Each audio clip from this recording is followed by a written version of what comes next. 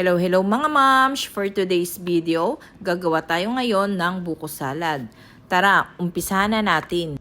I-ready na natin ang mga ingredients para sa paggawa ng buko salad. Meron tayo dyan 1 kilo na buko, cheese, kaong, 2 nata de coco, 2 Nestle cream, 2 kondensada. Maglalagay rin tayo dyan ng mixed fruits and fruit cocktail. Tara, umpisahan na natin. Meron tayo ditong can opener. I-open lang natin ang ating mixed fruits.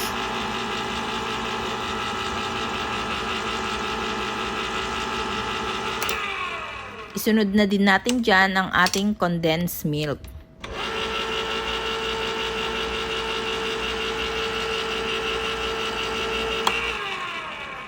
Dalawang Alaska condensed milk ang ating gagamitin dyan.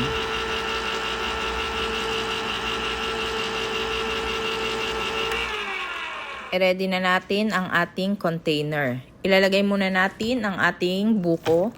Hinugasan ko na nga po pala yan. Hinugasan ko po ang buko para hindi siya mabilis mapanis. Ilalagay na rin natin ang ating condensed milk. 2 condensed milk. And then, imimix lang natin. Isabay na rin natin ilagay ang Nestle cream. 2 Nestle cream din ang ating ilalagay dyan. Haluin lang natin para lahat ng buko malagyan ng milk and Nestle cream. Ilalagay na rin nga pala natin ang ating kaong. Isunod na rin natin ilagay dyan ang nata de coco, color white, and then color red. Then, ilalagay na rin natin ang ating fruit cocktail.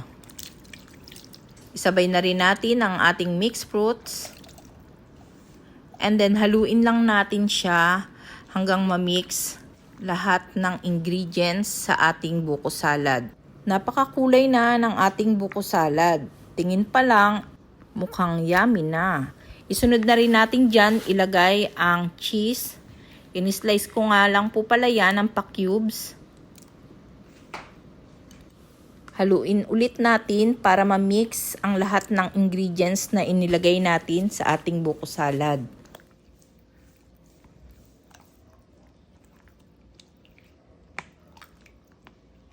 Ayan na mga moms, okay na ang ating buko salad. Tingin pa lang, yummy na. Happy eating everyone! Thanks for watching. Please like and share.